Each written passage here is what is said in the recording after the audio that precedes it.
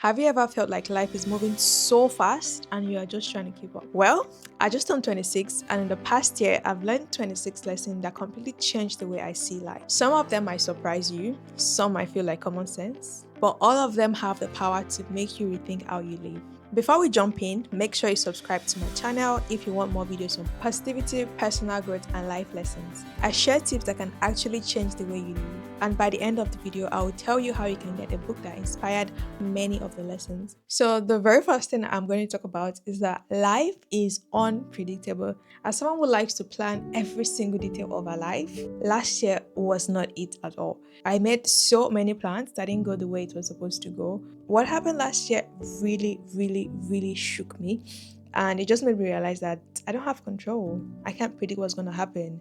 Like, I didn't know I was going to be where I am today. I didn't know I was not going to be where I wanted to be. Like, when you make New Year resolutions, I want to do this, I want to do that, and then everything just changes in your face. This last year was the year I learned that, and I'm so grateful for that because now I'm just going to live life knowing that I don't have full control, but I can still make my plans and allow things to happen how it's supposed to happen anyway. The second one I'm going to talk about is that it's okay to not have everything figured out. 26. You're just starting out your life. You've not lived this life before. It's your first time living this life and you want everything to be figured out. Well, at least that was how I felt, but I'm coming to realize that it's okay. It's okay not to have everything figured out. What's more important is how you are living every day, how you are making steps to get to where you want to get to, and how you are being intentional about your life. Because at the end of the day, the most important thing is not the destination, it's the journey. Because when you get there, you're just going to be like, okay, so what next? But what you do every single day as you move on to that journey is going to determine what your life is. And there's really no one that has it all figured out. Even people who are 100 years old, 70, 60, 50, they don't have it all figured out because they're also living that part of their life for the very first time. No one really lives twice. So be gracious to yourself. Take it easy on yourself. Another one I'm going to talk about is I learned not to stress about what I can't control. It's very common these days to get angry because something did not go the way you want it to go, or to be sad about it, or to just let it disturb your entire day. But the moment I learned that if I cannot control something, then why am I worrying about it? It changed the way I saw life, and I started living life with, okay, if I can't control it, I'm going to move on. If I can control it, I'm going to control it. And there's this serenity prayer that always comes to my mind.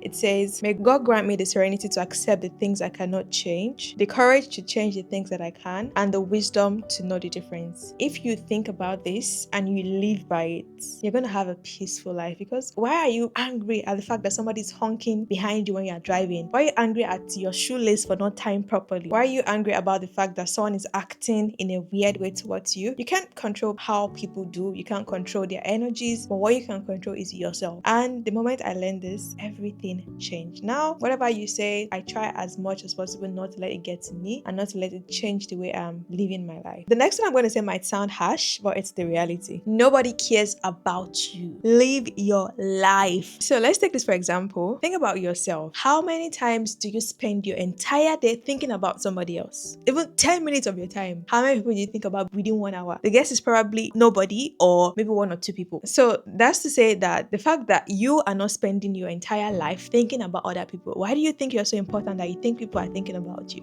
Why are you feeling special? So the point I'm trying to make is that people are living their own lives, worried about what is going on in their life, trying to solve things that are happening to them. Some people are even thinking about what meal they're going to have next, thinking about what's going on in their jobs, thinking about their personal lives. Some people are struggling with their health. And you think they are worried about you? Bro, see it. No.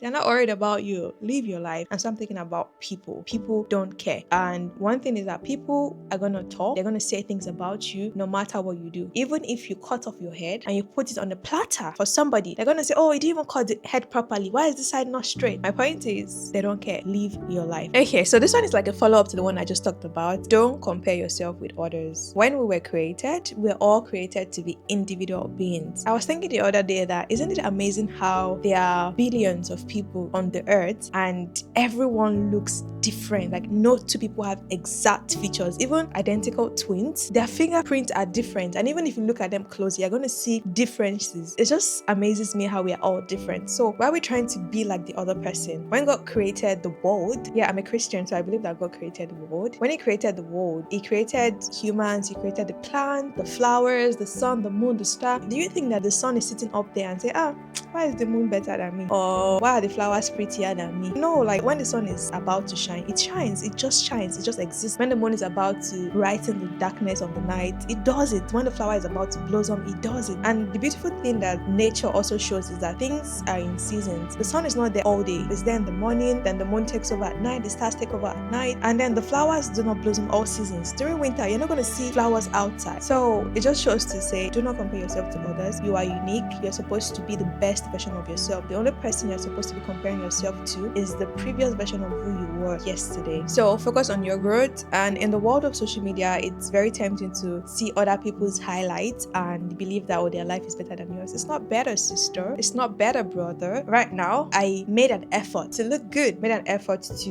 be my best, tidied up my space so I can come online and like share this nugget with you. You might not see me when I'm not at my best. That doesn't mean I don't have days that I'm down. So don't compare someone's highlight to your entire life, okay? You can do better. I'm rooting for you. I'm sensing this video is going to be very long. I don't know if it's going to be 2 parts, but let's see. Let's keep going. So now I'm going to talk about the things I learned in relation to time and enjoying life generally. Time is your most valuable asset. That is something that you can never ever get back. The way I'm talking right now, time is ticking. 1 second, 2 seconds, 3 seconds, 4 seconds, and life goes on. So the way you manage your time determines how you live your life, because that is your life going. Which is why I've learned to plan my day and prioritize my tasks. What I'm doing right now, I planned it. It's in my planner. I wrote everything I'm going to do today in this book, and right now it's time for me to film my video. That's why I'm filming it. And I scripted this video yesterday, and I planned to script it yesterday. So this is the second video I'm shooting today actually. So my point is, plan your life. Don't just allow time to pass by. Don't just go with the flow. Don't just assume that things will be fine, I don't have to do too much, things will work itself out. It's not going to work itself out. You have to be intentional about your time, about what you do with every moment. If you don't have a plan, for instance, and a friend hits you up,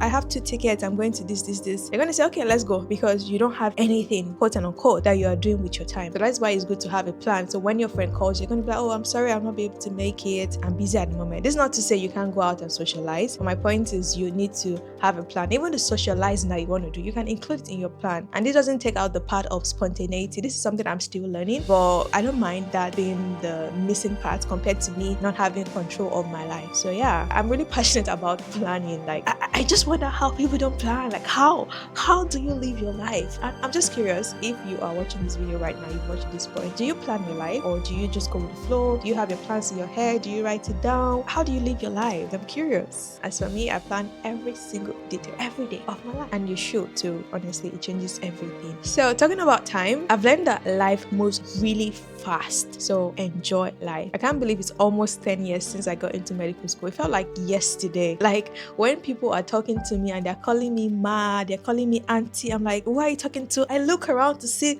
who the ma is, because it cannot be me. How are we the aunties of today? Before you know it, 5 years, 10 years, 15 years, 20 years, 100 years, and then you're like, what's happening? Life moves really fast. So in as much as you want to achieve a lot of great things in life, there's a place of enjoying life, because you're not going to live this life more than once. Once today is gone, it's not coming back. I know it's not easy. Maybe you feel like you have to struggle to get to the next point in life, but you can make an effort to enjoy on your journey, because the journey is the destination. It's not really the destination that is important. The journey itself is the destination. Similar to this is living in the now. This one is, I love talking about this topic. I wish I could break it down, like for people to understand, because sometimes whenever I see people bothering about the past and then also thinking so much about the future that they forget to live in the now, I'm just like, when are you ever going to live? Because right now, the moment that we are is the only moment we are going to get to live life, in the sense that you can only live in the present moment. You cannot live in your past. I cannot live in 30 minutes ago. I cannot live in yesterday. I cannot even live in tomorrow. I can only live in now. So why do I spend my now worrying about my yesterday and my tomorrow? Like, it baffles me. So one thing that I do is to remind myself constantly that now is the only time that I have. I'm not going to wait for tomorrow before I'm going to be happy, or be wishing that I did things differently in the past for me to be happy in the now. I'm going to be happy regardless of what's happening. Also, learning about emotions and how to regulate them helps a lot, because emotions are just, they come today, they are gone tomorrow. So if you live your life based on how you feel, you're not really living, you're just existing. And I could go on and on and on and on, but because I still have like 26 things I want to talk about, I'm just going to make it brief. So if there's any particular topic that you want me to touch on, or anything you want me to expatiate on, I could do a video. I'm all yours. Bring it in, okay? So I'm just going to move over and then go to the next point. Lesson number 8 is that you can't do everything at once. I used to think that I was good at multitasking, but I've learned that multitasking is not really multitasking. It's just you moving from one activity to the other multiple times within a short period of time. So it feels like, oh, you're doing 2 things at the same time. You can't really actively do 2 things at the same time. And research shows that doing that, moving from one task to the other, increases the time that you would use to do those tasks individually compared to doing them together, because your brain needs to refocus on one activity, detach from it, refocus on the other, detach from it again. It's just like a lot of back and forth. So what I've learned to do is to focus on one task at a time. And that's why planning helps, because when you know, okay, from 8 o'clock to 9 o'clock, you are going to read a particular chapter in a book, you would know to put your phone on do not disturb. By the way, my phone is always on do not disturb, so I'm sorry if you try to call me and you don't reach me immediately.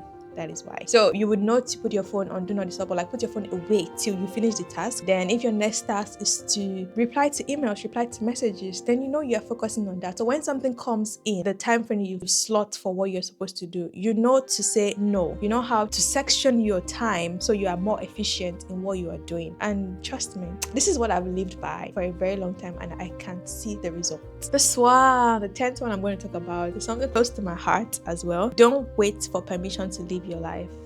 It's very tempting to seek approval or to wait for somebody you love to say what you are doing is good. Go for it. It's good to have people who support you and encourage you, but there's some times that other people might not see the vision that you're seeing. But if you're waiting for them to give an approval before you go ahead to do what you're going to do, then you're going to remain stagnant in life, because you are waiting for people to tell you, oh, you can do that. That's a good thing to do. And that is why you should also surround yourself with people that encourage you. But there will be moments not everybody's going to see things the way you see it. If, for example, you want to go swimming and then you ask all your friends and no one is available, go on that swim alone. You can't keep waiting for people before you live your life, and you can't wait for permission to live your life. So go do that thing. Don't wait for permission. Give yourself the permission. You have the driver's seat of your life. Don't leave it in the hands of somebody else, okay? And just to mention, if you're enjoying this video so far, make sure you subscribe. It's all about positivity, authenticity, and good vibes. No bad vibes here, please. Throw it in the trash. Thank you. So the 11th lesson is friendships are very important in life. This is something that took me a while to understand. I'm someone who has a very small circle. Mostly, I enjoy my company. I've learned to enjoy my own company. So I didn't have a lot of close friends, people like I talk to every day regularly. I knew people, of course. I had people in my life, yes, but like I didn't get to the level of being vulnerable with people or getting to know them on a deeper level, or like just having people like you roll with on a regular basis. And then this year, I started to read a particular book called Friendaholic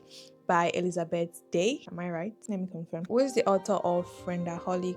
The author of Friendaholic, Confessions of a Friendship Addict, is Elizabeth Day. Okay, so it's Elizabeth Day. Yeah, so I read Friendaholic by Elizabeth Day, and then it made me realize that friendships are very important, especially friendship of the same sex. I've been in a romantic relationship for a very long time. It was majorly the only person I used to talk to every single day. But then I realized that I need to have other circle of friends in my life, and it's been so amazing, because the moment I made that decision, I met more amazing women in my life. There have been amazing women in my life before, but like now that I'm more intentional about it, God is also very intentional about me. I'm bringing very amazing people my way. So please make friends. Be the friend that you want to have, because sometimes people are like, oh, I can't find friends. But have you checked your behavior? Have you checked how you relate to people? Have you checked who you are as a person? That could be a factor. And I know it's not easy to make friends, but just keep trying, keep making the effort, and be open to it. Like, be a kind person. Still on friendship issue, friendships evolve. This is one thing I've had to learn over the years, because the friends that you had 10 years ago, 20 years ago, ago are not the same friends that you have today. And there's this Yoruba adage that says, Omo ogun o kin shere fun ogun odun. Basically means that 20 people cannot play together for 20 years. Like if you're friends, you're 20 of you were friends 20 years ago, the likelihood of you being friends now is very low. Friendships evolve, and that's okay. Not everybody is going to grow at the pace that you're growing.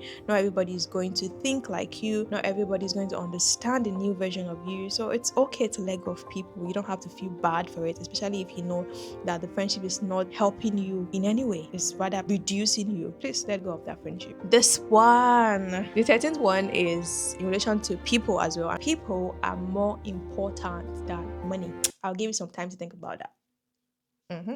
People are more important than money. So if you have all the money in this world and you don't have people, you don't really have anything. This is something I've heard over and over and over and over again, but I've not really understood the magnitude until recently. I started seeing the impact of having people around you. Like, your money is not going to come to the hospital to come and check up on you when you are sick. Your money is not going to say, how are you feeling today? Your money is not going to give you a shoulder to cry on. It is people that give value to the money that you think you have. So cherish people, build relationship, build a bank of people in your life. Have them as friends, check on them, be good to them, be kind to them, be a good person in general. You never know who is who. You never know what anybody can become. Never look down on anybody. Everybody is important. Be respectful to people. I do not want this video to be extremely long, so the remaining points, I'm just going to be stating them and making it very brief. Okay, no serious deep explanation. If you're enjoying this video and you want me to do like full talk on these lessons, please let me know in the comments so I know you really want them, so I don't just make them without you wanting to see them. Do you get what I mean?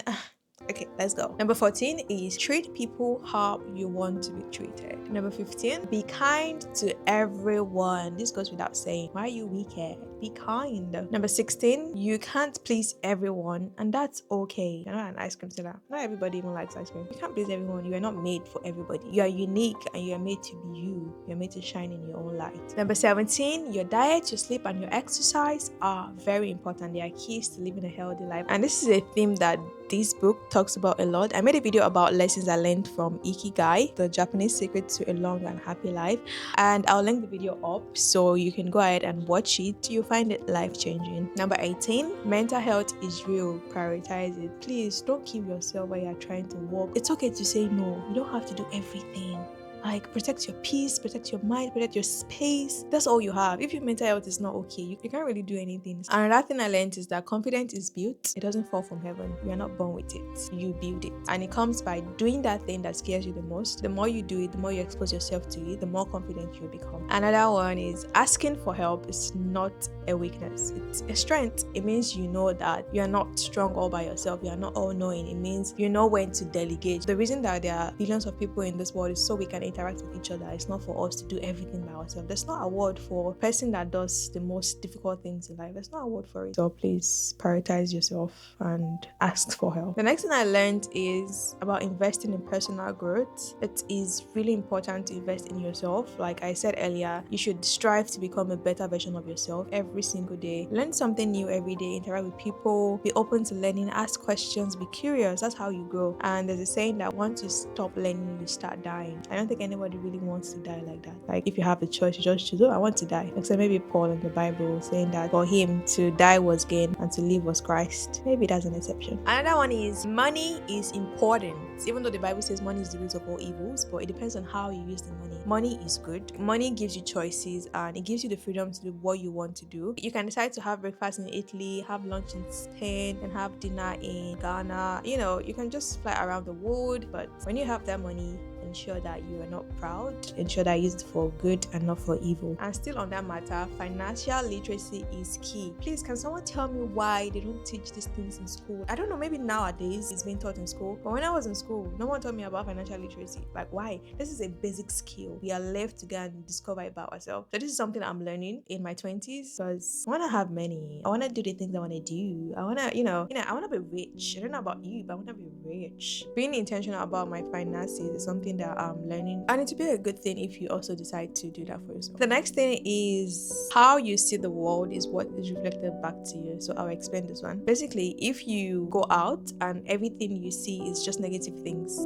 are gonna keep happening to you because that's all you're opening your mind to see. Let me give an example of when you decide to buy a car. Maybe you decide to buy a Porsche or a Bugatti, or a Ferrari. You'll notice that every other person is driving a Ferrari. It's not like every other person is driving a Ferrari. You are just noticing Ferrari because that's what your focus is on. The same way, if you focus on positive things that happen in your life, you're gonna see positive things more because that's what your focus is. And that's why every day I write things I'm grateful for. It helps me to see light in a beautiful way. Like, it's hard for me to see things in a negative way. Sometimes I feel like it might be toxic because if you're telling me somebody did something bad, I'll be trying to look for the positive in what the person did instead of focusing on the negative things. That's helped me a lot, and I think it's a good way to see life. And the second to last one is do what makes you happy, as long as it is moral, as long as it's not a crime, as long as it's in the will of God for your life.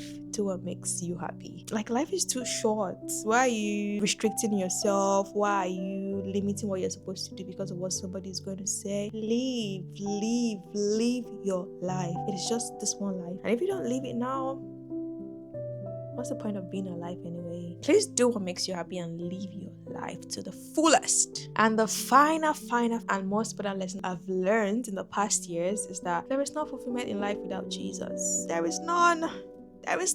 Jesus is my all in all, is my everything. And I wonder how people that don't know Jesus, how they live their life. Like I was saying earlier, last year, my life went like a roller coaster. It was a lot. And the only thing that gave me peace was Jesus. The Bible says in Philippians 4 verse 7, and the peace of God, which surpasses all understanding, will guard your hearts and your minds in Christ Jesus. Like, the peace I feel is like, I still got joy in chaos. I've got peace that makes no sense, and I won't be going under. I'm not held by my own strength, cause I put my faith in Jesus. That is exactly how I feel. I feel so much peace, even in the chaos. So yeah, there's nothing more without Jesus for me. I don't know what that is for you, but there's more to life than just life, if you get what I mean.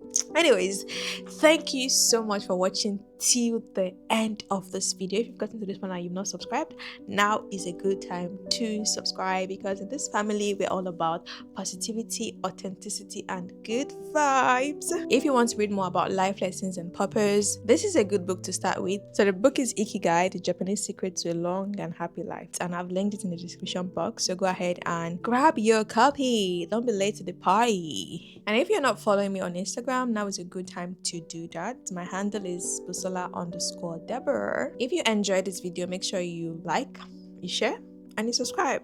You know the drill. It really helps me to create more content that can inspire people like you. Which of these 26 lessons resonated most with you? Let me know in the comments. I'd love to hear your thoughts. Bye.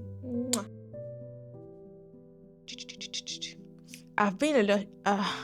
The sun is getting up and I can see the shadows. My battery is low. Wow. Oh, I'm still charging. You still track me, go that corner. Wait till they find, bro.